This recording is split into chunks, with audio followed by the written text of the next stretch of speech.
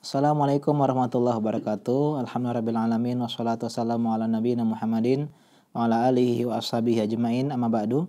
Segala puji bagi Allah Subhanahu wa taala yang pada hari ini Allah Subhanahu wa taala masih memberikan kita kesempatan untuk melanjutkan pelajaran kita membahas fikih taharah dari kitab Al-Fiqh Syafi'i lil Mubtadi'in, dan ini adalah perjumpaan kita yang ke-5. Setelah kemarin kita membahas tentang macam-macam najis, kita hari ini akan membahas tentang bagaimana cara membersihkan najis.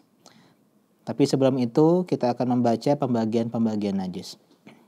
Bismillah, qala al-mu'allif rahimahullahu ta'ala, ya, Syekh Ahmad Mahmud Abu Hasubah.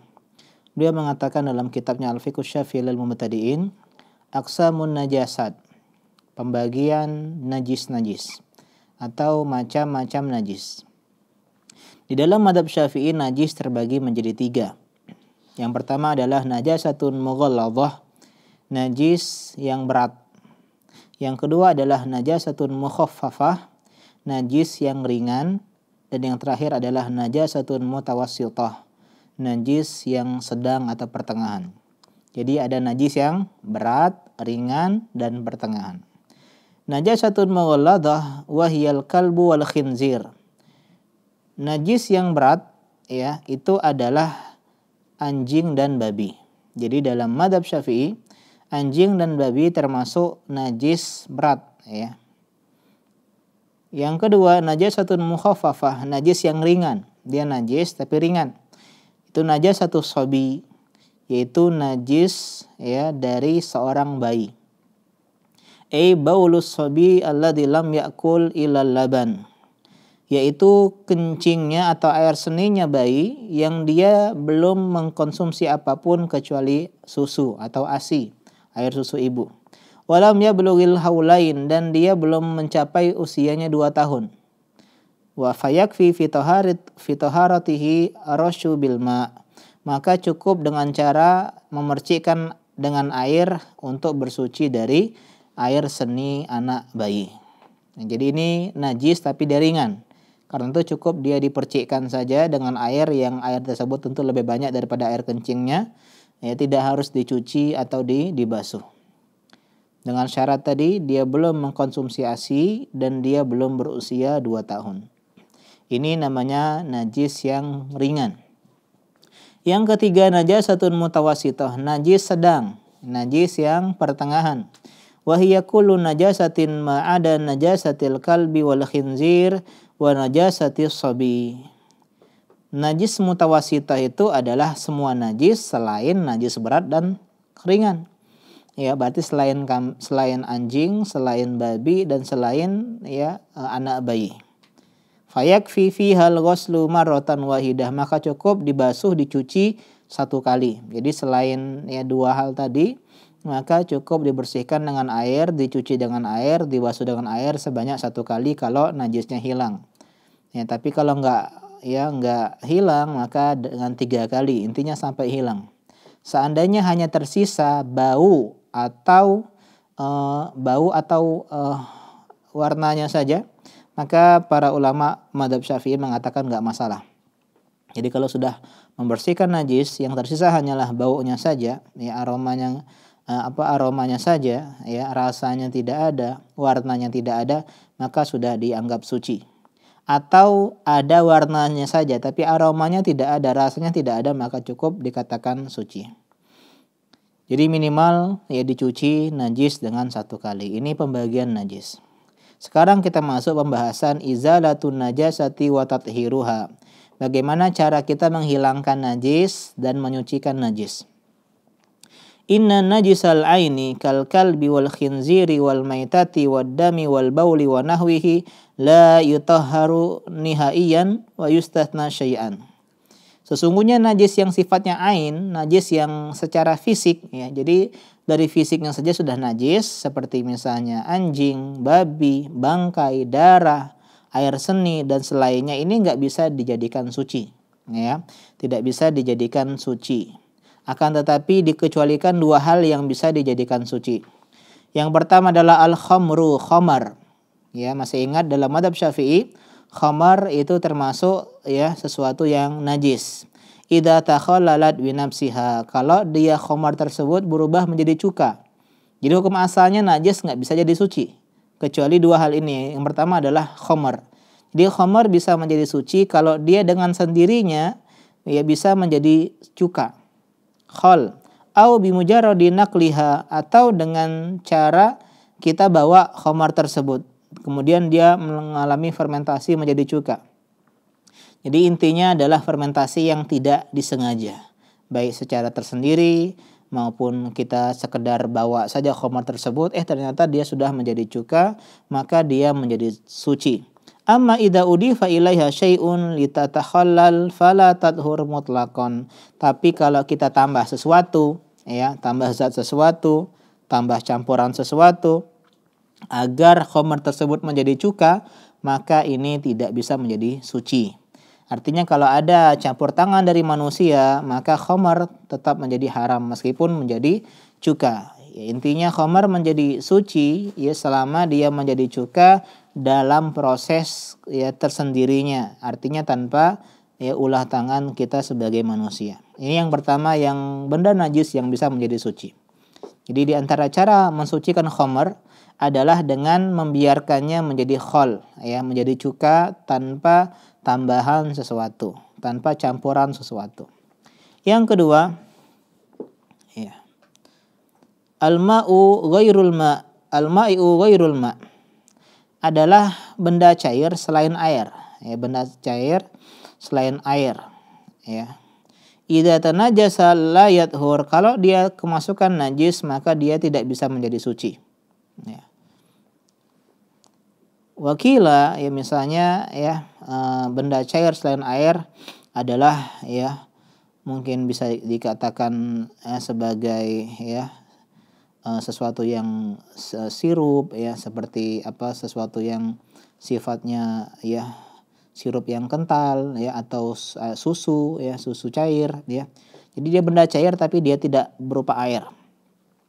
Wakila, dan ada yang mengatakan yumkin tadhiruhu bisabil ma'i alaihi fayadfu, bisa kita sucikan dengan cara kita tuangkan air. Ya, jadi kita tuangkan air sehingga dia terapung, ya, najis tersebut terapung. Summa yathqubul ina, kemudian dilubangi, ya, yuthqubul ina, dilubangi bejana, lianzila minhul ma, agar airnya itu keluar, ya, airnya keluar. Summa yusadu lihabasin najis, kemudian ditutup lubang tersebut agar ya tertahan najisnya.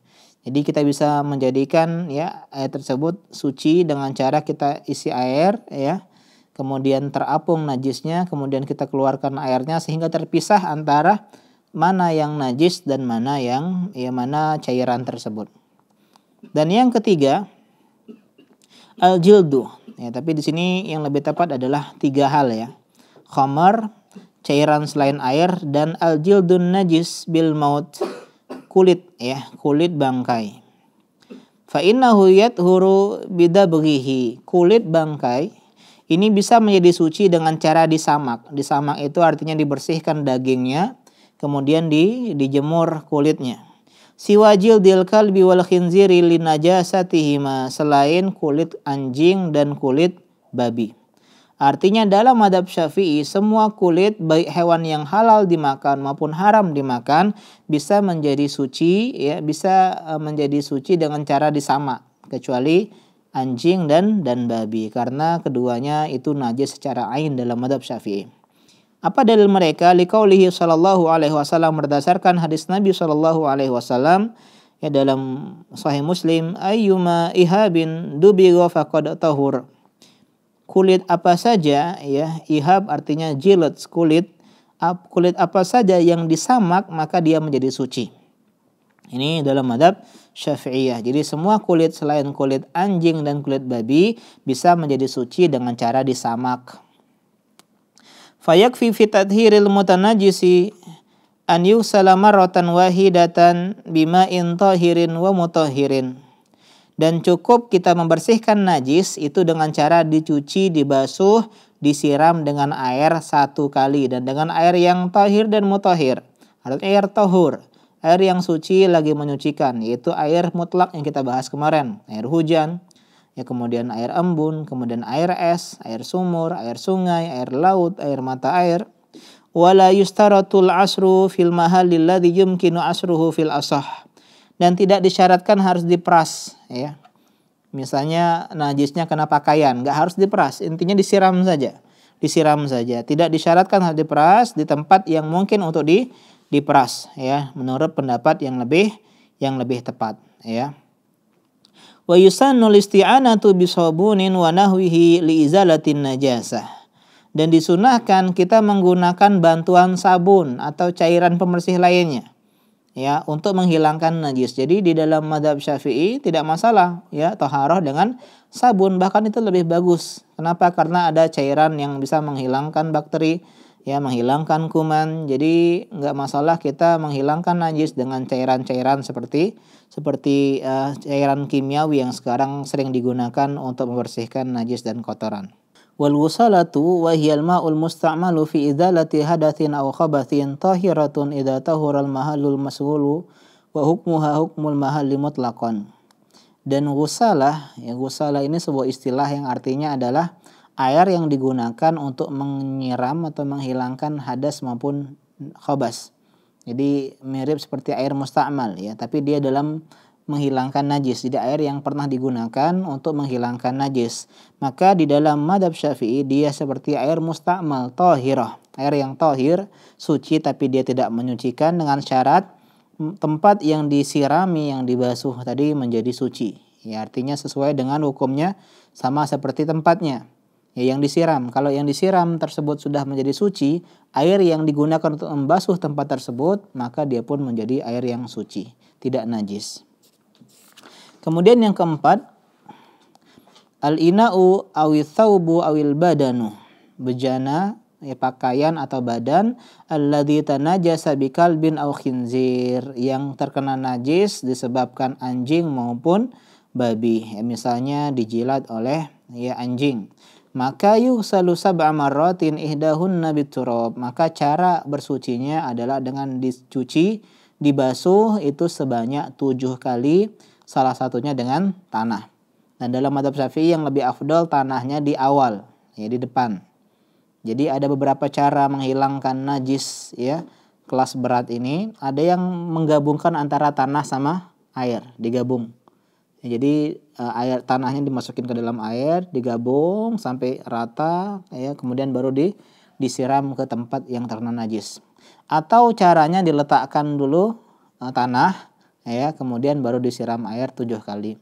Atau disiram air dulu, kemudian terakhir tanah. Ya, cuman ini kotor, ya. Jadi bagusnya memang di depan, di awal, ya, air tanahnya di awal. Yang terakhir, yang kelima, baulut tifli adzakari alladzi lam yat'um ghairal laban. Kencing anak laki-laki, ya, bayi laki-laki yang belum mengkonsumsi selain ASI. Walam yablugh amain, dan umurnya belum berusia 2 tahun. Yakfi fi tathhirihi rasyu alaihi bima'in ya'umuhu wa ya'muruh. Maka cukup dengan dipercikkan air, ya, dengan air yang menyeluruh, yang, ya, mengenai semua najis tersebut, ya, atau kita bisa katakan airnya lebih banyak daripada, ya, kencingnya.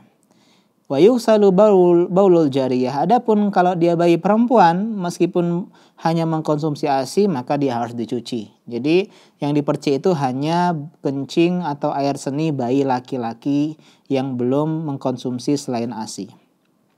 Liqaulihi sallallahu alaihi wasallam, berdasarkan hadis Nabi sallallahu alaihi wasallam, ya, yang diriwayatkan oleh Imam Abu Daud dalam sunannya, Tirmizi, Ibnu Majah juga dalam sunan-sunannya. Kata Nabi SAW, yughsalu min baulil jariyati wa yurashu min baulil gulam. Ya, dicuci kalau terkena kencing bayi perempuan dan cukup dipercikkan kalau terkena kencing bayi laki-laki.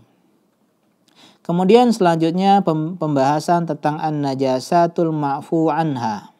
Najis-najis yang dimaafkan, ya, yang dimaklumi. Najis-najis yang dimaafkan, yang tidak dianggap. Tajibu izalatun najasati wa taharruzu anha fi jami'il halati wa hiya syartun li sihhati shalah. Kita wajib menghilangkan najis, ya, dan terhindar dari najis di segala kondisi, dan ini merupakan syarat sahnya salat. Jadi salat menjadi sah kalau kita terhindar dari najis fil badani wa thawbi wal makan, ya, di 3 hal. Yang pertama suci dari najis di badan, kemudian di pakaian, dan di tempat kita hendak sholat. Walakinna syar'a afa an ba'dil najasat, akan tetapi syariat ini memaafkan sebagian najis. Jadi ada najis-najis yang dimaklumi. Lita'aduri izalatiha, karena susahnya menghilangkannya atau sulitnya menghindarinya. Au limasyaqqati ihtirazi anha, atau merasa sulit untuk menghindar darinya.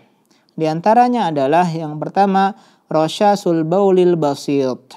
Yang pertama di antara najis yang dimaafkan adalah percikan kencing yang sedikit. Jadi kadang kita pipis, buang air kecil, sedikit mungkin ada percikan yang jatuh mungkin mengenai celana kita, maka ini dimaafkan. Sawaun asabal jisma awil thawba awil makan. Baik percikan kencing tadi menyentuh pakaian kita atau badan kita atau tempat kita hendak mendirikan sholat. Ini yang pertama. Jadi percikan kencing yang sedikit dimaafkan. Yang kedua al-yasiru minad dami wal qayh. Darah dan nanah yang sedikit. Ya, darah dan nanah yang sedikit dimaafkan ketika kita lagi sholat. Misalnya kita punya luka sehingga mengeluarkan darah, maka ini dimaafkan. Kama yu'fa an damil juruhi wa qayhiha, sebagaimana dimaafkan juga darah luka. Jadi kita berluka kemudian darah keluar ketika sholat, ini pun dimaafkan. Begitu juga nanah yang keluar disebabkan luka. Walau kana katsiran, meskipun luka tersebut mengeluarkan darah yang banyak. Di dalam mazhab Syafi'i kalau luka keluar darah maka dimaafkan, ya. Bisyartin, dengan syarat an la yakuna muta'ammidan. Syaratnya bukan luka yang dibuat sengaja. Sengaja buat luka, maka ini enggak boleh. Artinya luka yang disebabkan oleh ketidaksengajaan keluar darah ketika sholat, maka ini tidak masalah karena dimaafkan. Jadi Masya Allah ya, Islam itu mudah. Ya, Islam itu tidak mempersulit kita. Selalu ada solusi dalam segala permasalahan. Yang ketiga, baulud dawabi wa rauthuha alladhi yusibul hubub. Ya, air kencingnya hewan atau kotoran hewan yang terkena biji-bijian. Wa rausul an'ami wa bauluha alladhi yusibul laban athna al-halab. Atau kotoran hewan-hewan ternak, misalnya kambing, sapi, atau kencingnya yang mengenai susu di tengah-tengah pemerahan. Ya, kita sedang memerah susu, mungkin terkena sedikit kotoran hewan, ya kan. Dalam mazhab Syafi'i semua hewan itu kotorannya najis, ya, dalam mazhab Syafi'i.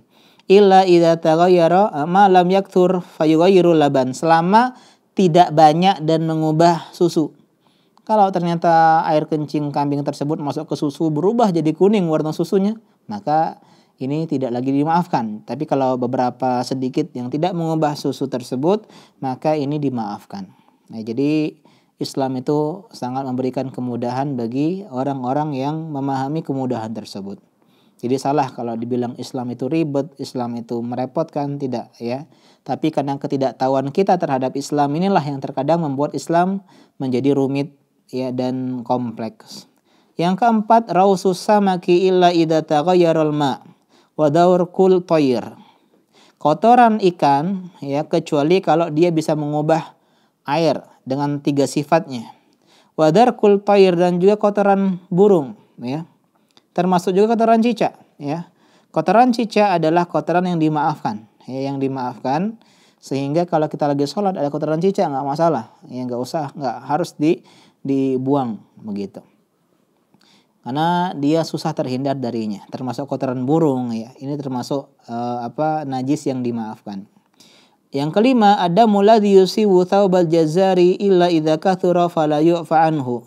Yang kelima adalah darah yang mengenai pakaian jazar. Jazar itu tukang jagal, tukang potong, ya, hewan, ya. Misalnya tukang potong kambing, tukang potong, ya, ayam, ya, yang tersentuh dengan darah, ya, atau terkena, ya, sesuatu yang jadi bangkai. Intinya darah yang ada atau mengenai tukang potong, ya, misalnya tukang ayam potong gitu kan, ada penjual-penjualnya, kecuali kalau darah tersebut banyak, ya, maka tidak dimaafkan. Artinya darah-darah yang sedikit yang terkena tukang jagal, maka ini dimaafkan. Yang keenam, tinu syari'i ladzi yusibu thawba, lumpur jalanan yang mengenai baju. Mungkin di sana ada kotoran, ya kita tidak tahu, maka karena itu lumpur ya sedikit, maka itu pun dimaafkan. Dan yang terakhir adalah al-maitatul lati la nafsalaha sailah, bangkai hewan yang tidak mengalir darahnya. Idza waqa'at fi ma'in, kalau terletak di air. Syaritatun anittaqa'a bi nafsiha, dengan syarat dia itu jatuh dengan sendirinya, bukan kita sengaja menjatuhkan. Ya, artinya ada hewan ya yang jatuh, misalnya ya lalat masuk ke dalam minuman kita, maka tidak menjadi najis ya, karena dimaafkan. Ya, dimaafkan minuman tersebut walau tuaddi ila taghayyuril ma, selama tidak mengubah ya sifat air tersebut. Ini diantara 7 najis-najis yang dimaafkan.